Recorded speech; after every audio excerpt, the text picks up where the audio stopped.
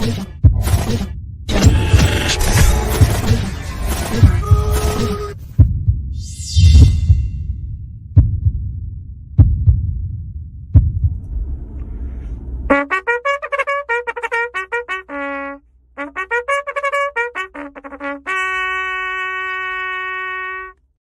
welcome to Friday. And we're off. We're off to finish the week, finish strong, finish Friday. Let's go. Oh, we're gonna finish today, my boy. A rare opportunity for you and me to sit down and do playbook. Yeah, a little deep dive, and strategizing, and I love the way we're closing the year. So I'm excited, and of course, the only way to do it is to do it over food, right? So we're gonna go ahead and hop over to Capitol Grill, grab a nice little lunch, and have a working lunch. Here's an update for you. Everybody knows that my favorite restaurant is Abe and Louie's. Always has been. A lot of significant times there. Certainly Runway was equal to or second, but Lou Langer retired. No way. Good for Lou. Hey, look at Jake from the plane, baby. Yeah, from the plane on his way to New York. Good morning, Jake. Shay, show me. That's. Oh, nice. You dropped him off this morning? 4:30 this morning. Oh, that's how nice is that? No, he was going to take an Uber, and I said, "Dude, I'm up anyway. What the hell?" I would have told him the Uber. He's still my. Just kidding, Jake. Just kidding. He's still my baby boy. No doubt. So it was great just BSing with him over to the airport. He's set to have, I want to come back and see him. Mm-hmm. Little quality Italian. Italian tonight or tomorrow night or whatever. Then he's going to the Giants-Eagles game on Sunday. He's living the dream, that guy is. Really good shit. So finished the year strong. We talked about momentum. This week has been absolutely insanity for me. I've been out every day, breakfast, lunches, dinners. This is a 3-year absence from this kind of behavior. I'm exhausted, man.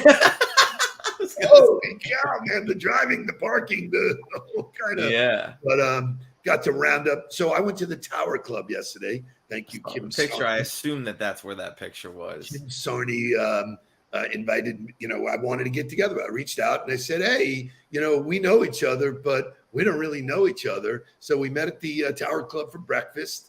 Then Kevin came for his coaching session and then kicked off yesterday with a very dear friend of mine's daughter who has decided that she wants to get on the ball. And, she's a friend of mine. I grew up with Abby. Abby was Zach's older sister. She was a year older than us. Zach was in my grade. Zach, I know Zach for forever. So when I saw the picture, I was like, Abby Gadinsky Snyder. Oh my God. And I will tell you, she is exactly like her mother. She is full of energy and great stuff. And her mother and I did just a quick little backstory. For a short period of time after I, left ABC Cellular, I did nothing for a while. And then QAM got the rights to all of the teams for the radio rights. And they said, hey, you want to take a crack at this? And I was like, sure. And they gave me basically the list of clients that nobody could close. Welcome to the bottom of the rung. I said, cool, I don't give a shit, Boom, one of those was Humana. Pam Gadinsky was head of PR for Humana, and everybody had gone in there trying to sell her. Right. And I just went in there and bullshitted with her for a while. And I said, what would you do if you could? And she's like, well, I'd really like to do something for our brokers. It'd be like a recognition. So I built a recognition program on the radio, the Humana broker of the game. Creativity. Oh, I love it. The creativity. We've been best of friends ever since. So it's great to have her daughter. And we kicked off yesterday. Man, I was lit up. Just that's awesome. So excited. So lots of good stuff. Today, you and I get together. We have a really cool show. I'm going to talk to you about some concepts that you may never have heard of. This time of year for me is heavy research for new ideas going into 2023, which, believe it or not, we don't know it all. We got to come up with new ideas. So Shay, wake us up. Let's get going and let's have some fun. Wake up, everybody. Get up, get up, get up, get up. Wake up. Come on, come on. Wake up, everybody. Teach a new way. Maybe then they'll listen what you have to say. Wake up, everybody. No more sleeping in there. No more about to thinking. Time of thinking ahead. Come on.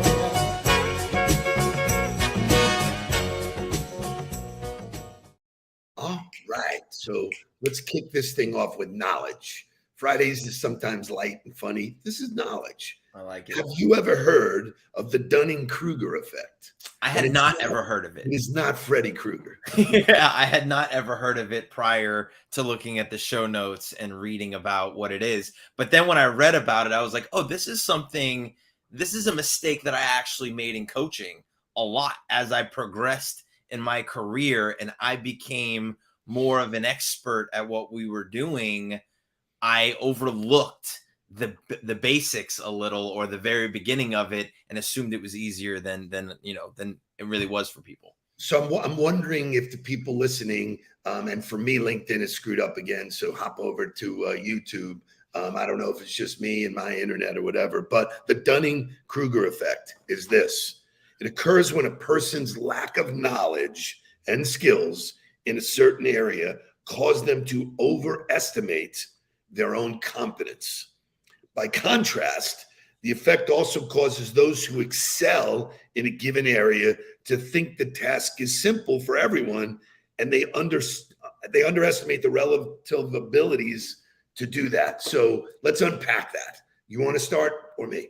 Yeah, I mean, for me, the thing that really rung for me was that last part of it, which is when you become the expert in it and then you go to teach somebody else, you think a lot of the concepts are just basic and rudimentary, but they're not, right? They're earth-shattering for the people that you're teaching it to. So it's a real practice as a coach or a leader or as a teacher to slow down and not just blast through the beginning, which are the basics, which seem very, very simple to you, that are not so very simple to somebody who's adopting the behavior for the first time. That is incredibly well said. I mean, one of the skill sets that you need to develop as a coach is patience. Not the reason why you're a coach is you're supposed to know this stuff. So don't put a feather in your cap going, look at me, I know it. That's the reason why you should be able to transfer that information, and taking for granted that not everybody gets it. And I will tell you, in the beginning and still to this day, when I try and teach people the concept of posting, they get stuck, and it could be a day, it could be a week, it could be a month. They're like, wow, I'm still struggling with what to post. Now for me, it's so organic. It's like, here. The habit, right? You ever get a paper cut? Look at my, there's a post. But it comes organically to me. So this concept, Charles Darwin had said this in his book, The Descent of Man. Ignorance more frequently begets confidence than does knowledge. So I want you to think about that. Think about the last time we were in a bar with a group of people, or you went to a family event and somebody's popping off at the mouth about something that they have no freaking idea about. Yeah. You're looking at him like, you're a fucking idiot. What are you doing?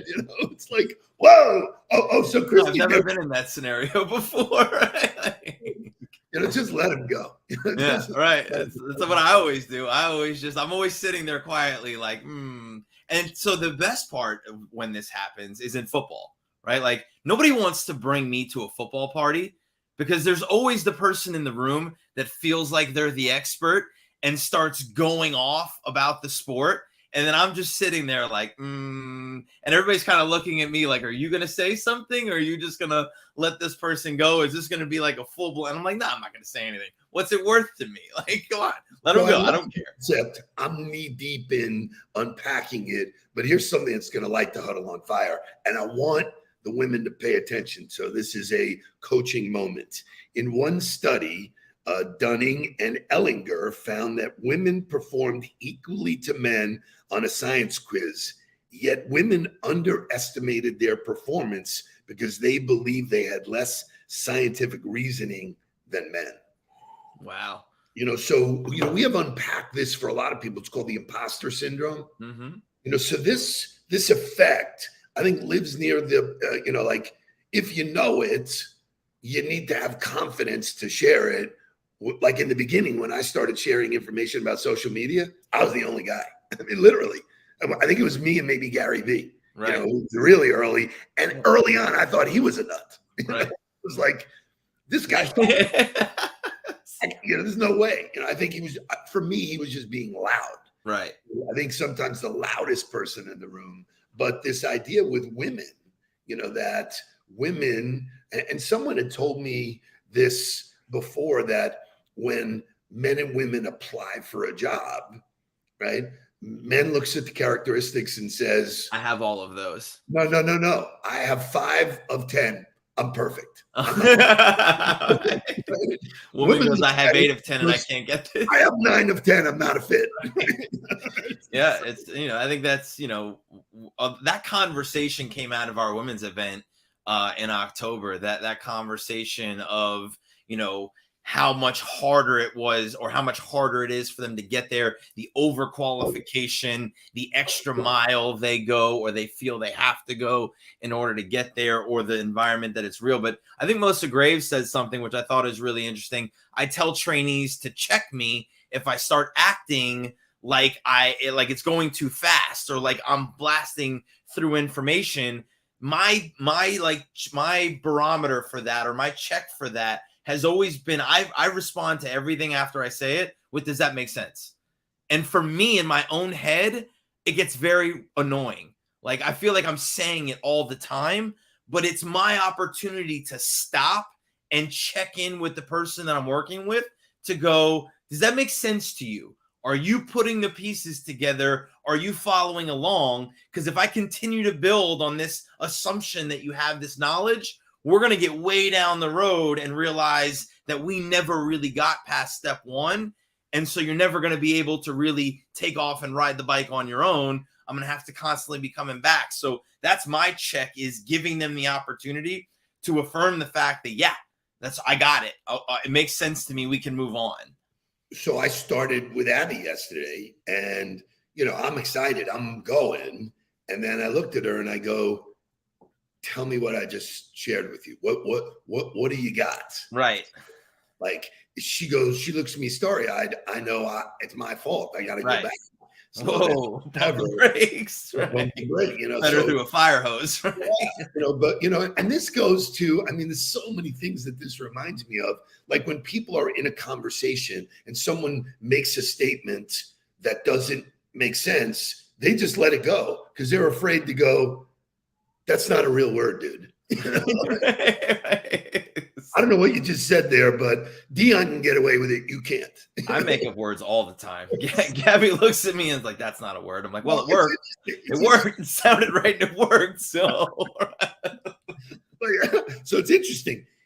Nick Saban talks about this. Incompetent people, mediocre people, the research suggested, were not only poor performers, but were also unable to accurately assess and recognize the quality of their work. Like, they don't think they're underachievers, man. That's the hard part. They don't really know what the standard is, or they don't know what the bar is, or they don't know what it should really look like. And so the way they're passing and failing themselves is a standard far below what maybe a high-performance organization or a high-performance leader or anybody else would hold them accountable to. It's the ultimate thing in changing culture, right? Like, every time we walked into a new football team, what their expectation of effort and execution and detail and timing and everything else, what their expectation was way off from what we were actually expecting.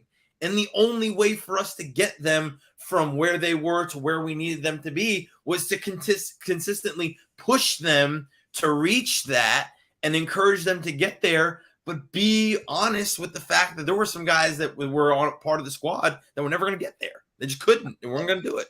I love it.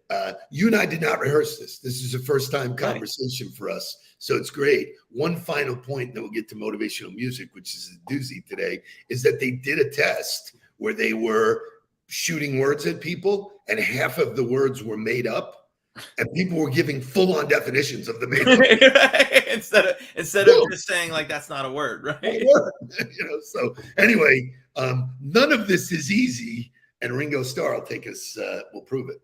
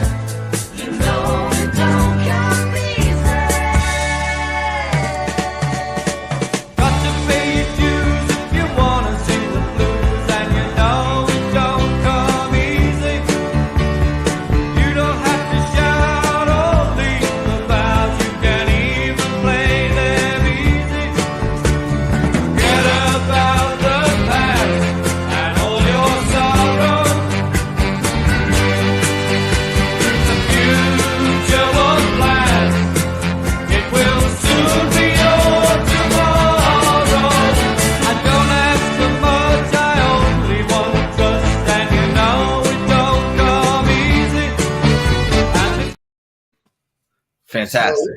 You went down a whole rabbit hole after. Yeah, right. Yeah, man, I was gone yesterday, man. It was all Beatles, George Harrison. It was like I love it. I want to touch on Michelle's comment though, because she says, or could it be that they believe what they think is true, whether it's wrong or not? No, that's exactly what it is, Michelle, is that they are not interested in hearing any other perspective or thinking about things in any other way. And that is something that will absolutely destroy the culture and is 100% an ultimate barrier to not being able to coach someone, right? If I get into an engagement with somebody and what they're doing isn't working, whether it's apparent to them or not, and they're not willing to look at it from any other perspective or hear anything else, they're stuck. It's done. There's nothing you can do to help that person. Yep. Somebody has to be willing to look at it from another perspective or be open to hearing something else. It's called unlearning, right? Being open to other points of views. If they don't have that, there's absolutely 0% chance you can help them. We could stay on this because the next topic deserves more than a couple of minutes. But, sure.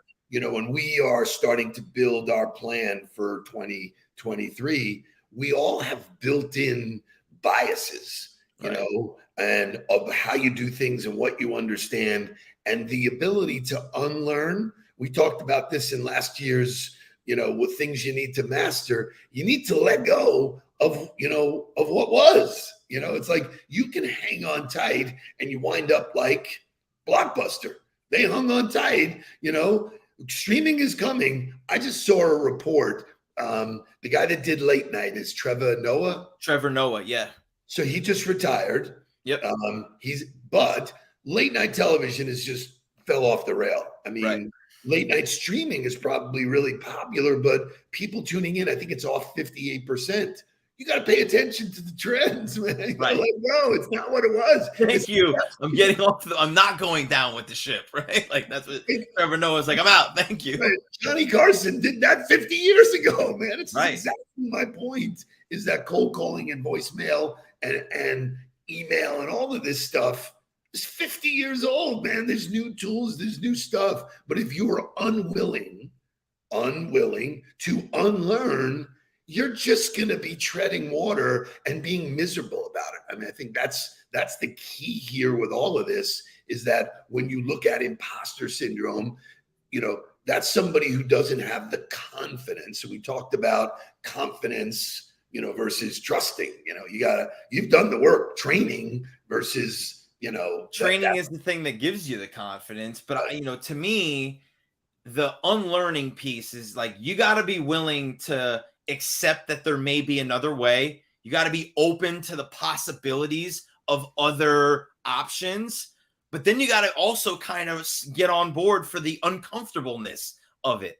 Because like if you're open to being, to being influenced by a new idea, then that means new behavior. And new behavior means uncomfortableness. It means you are 1000% going to feel uneasy in your stomach. You're not going to feel confident. It's like starting all over, and that to me is signing up for both of those things. If you're willing to check the box and say, yeah, I'll be willing to hear somebody else's opinion without bias, or hear another way without bias, and I'll sign up for the uncomfortableness of new behavior, you've got it made. You've got it's interesting. One of the greatest marketing campaigns ever for me was when 7-Up was called the Uncola. Like everybody, all the colas were battling it out. They came out with Clear. Right. It's the same shit. It was just Clear. We're not you though, right? And everything was about uncomfortable, unreal, all of these things. And there is another theory about the pain of being comfortable. There is pain in being comfortable. You're missing out stuff. So as you can tell, I am so deep into research and words and stuff like that. The annual kickoff, on the ball kickoff is in January. Right, it's going to be a great presentation. Woo. Well, you know what? The bar is high because we could do last year's presentation again, and it's that good. The fundamentals never go away, right? Like some of those things are going to be carried over. Like I think it was 2021. Look at James Thrush. Make 7-Up yours, right? But I think it was 2021 when I put out here are the things you should master this coming year, which was like video and LinkedIn and digital writing. And I'm looking at that list going into 2023 being like, okay, there's a lot of people that still haven't mastered this, and this should still be at the top of everybody's list of what they're trying to work on and do. So you either are not doing it and need to do it, which creates uncomfortableness, or you're doing it like us and then raise the bar. Well, that's right. How do we get better at it? It's like most people look at us like, oh man, you're an expert. What does that mean? For me, the thing I've already put on paper is that the video content has to significantly increase next year. Yeah. Right. Like I already know that I'm way too heavily reliant on my writing and my pictures. There's going to be a significant uptick in the video and the way I communicate through that platform or through that tool and through that channel. And I just know, I'm watching what's happening and I'm saying, all right, I know. I see where it's going. I have to be on the front end of that wave, not on the back end. I have a report on video trends that I was going to share with you today. So little foreshadowing. Shay and I pulled the whole report and then culled it down to what's specific to us. A lot of it speaks to product video, which I still think is in the dark ages. I still think they're looking at commercials. Right. And there's a place for it. Like, don't get me wrong. Like video commercials are still important to your marketing strategy, but it's not the driver anymore, which it used to be the driver. So in the Dunning effect, what do you know about video, sir? More and more and more every day. Not enough. I'll tell you that. Wishing everybody a great weekend.